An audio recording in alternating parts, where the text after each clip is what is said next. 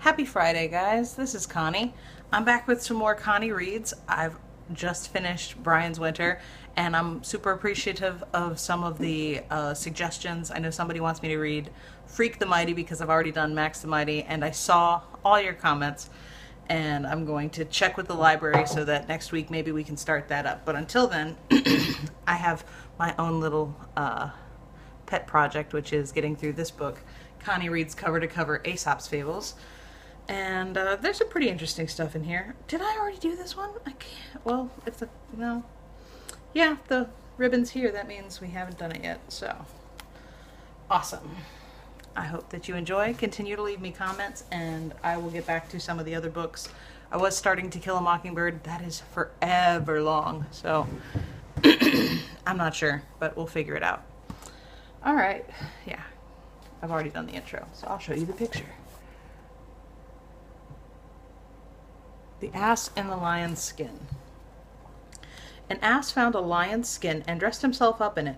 Then he went about frightening everyone he met, for they all took him to be a lion, men and beast alike, and took to their heels when they saw him coming. Elated by the success of his trick, he loudly brayed in triumph. The fox heard him and recognized him at once for the ass he was, and said to him, "Oh-ho, my friend, it's you, isn't it? I, too, should have been afraid if I hadn't heard your voice."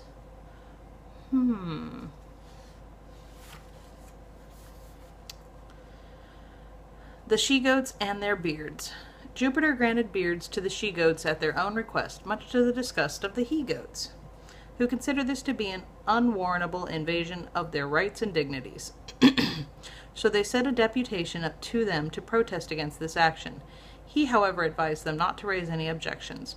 "What's in a tuft of hair?" said he. "Let him have it if they want it. They can never be a match for you in strength." Interesting. The Old Lion. A lion, enfeebled by age and no longer able to procure food for himself by force, determined to do so by cunning. Betaking himself to a cave, he lay down inside and feigned to be sick, and whenever any of the other animals entered to inquire after his health, he sprang upon them and devoured them. Many lost their lives in this way, till one day a fox called at the cave, and, having the suspicion of the truth, addressed the lion from outside instead of going in, and asked him how he did.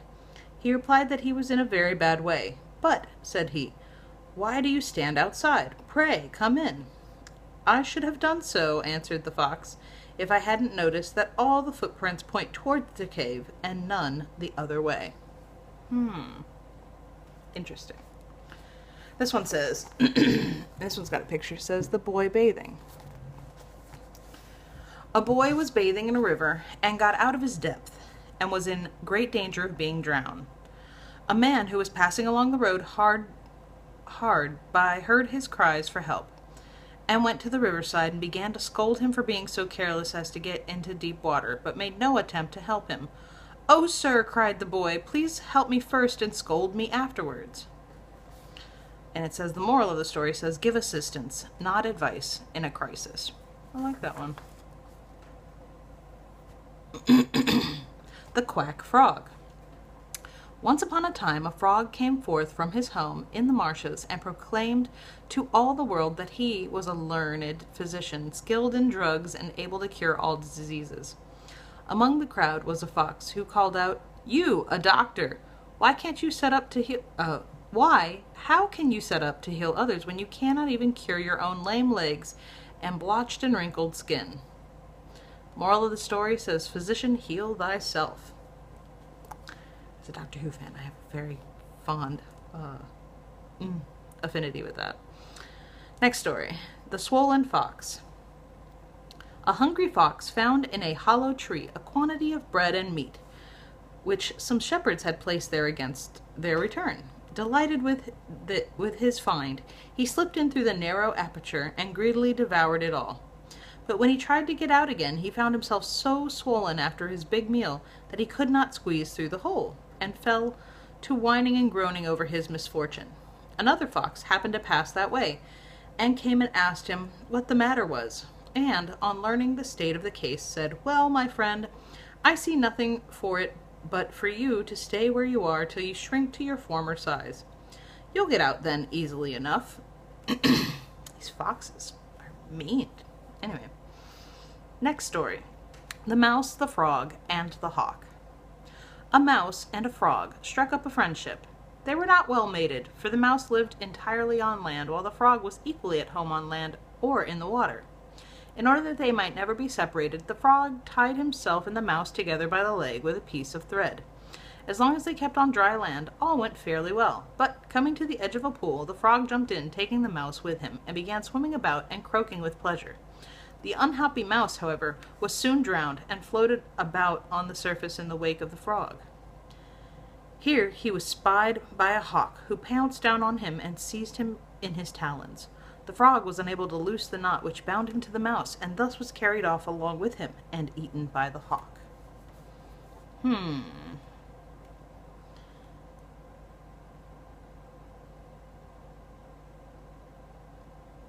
There's a little bit of, I love this book. This book's from when I was in primary school. I loved elementary school, and I loved this book. I loved the way it felt. I never actually got through it all the way. If you look, somebody wrote in pencil, "Start here." That's very interesting. Old book history. Love it. The Boy and the Nettles. No idea what a nettle is. Oh, well, I guess the context is everything. A boy was gathering berries from a hedge when his hand was stung by a nettle. Smarting with the pain, he ran to tell his mother and said to her between his sobs, "I only touched it ever so lightly, mother."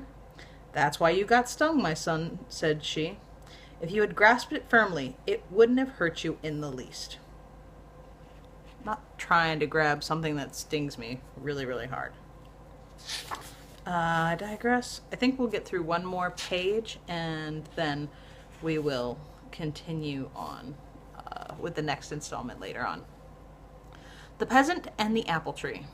A peasant had an apple tree growing in his garden, which bore no fruit, but merely served to provide a shelter from the heat for the sparrows and grasshoppers which sat and chirped in its branches.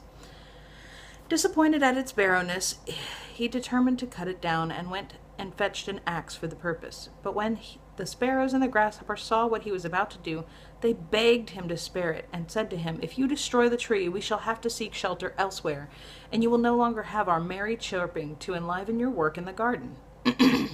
He, however, refused to listen to them, and set to work with a will to cut through the trunk. A few strokes showed that it was hollow inside, and contained a swarm of bees, and a large store of honey. Delighted with his find, he threw down his axe, saying, "The old tree is worth keeping after all." And it's got a moral of the story under it that says, "Utility is most men's test of worth." Next is a story called The Jackdaw and the Pigeons. Some of these old words I don't know anymore. I wonder what that is. A jackdaw, watching some pigeons in a farmyard, was filled with envy when he saw how well they were fed, and determined to disguise himself as one of them in order to secure a share of the good things they enjoyed. So he painted himself white from head to foot and joined the flock. And so long as he was silent, they never suspected that he was not a pigeon like themselves. But one day he was unwise enough to start chattering, when they at once saw through his disguise and pecked him so unmercifully that he was glad to escape and join his own kind again. But the other jackdaws did not recognize him in his white dress, and would not let him feed with them, but drove him away. And so he became a homeless wanderer for his pains.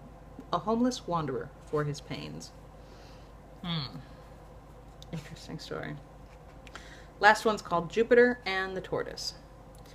Jupiter was about to marry a wife, and determined to celebrate the event by inviting all the animals to the banquet. They all came, except the tortoise, who did not put in an appearance, much to Jupiter's surprise. So when he saw the tortoise, he asked him why he had not been at the banquet. "I don't care for going out," said the tortoise. "There's no place like home." Jupiter was so much annoyed by this reply that he decreed that from that time forth the tortoise should carry his house upon his back, and never be able to get away from home, even if he wished to. That sounds like a very interesting story. We are almost at 10 minutes, so we're going to stop it there. Hope that you enjoyed and have a wonderful Friday. Be careful with that and enjoy, please and thank you, and I will see you for the next installment. Bye.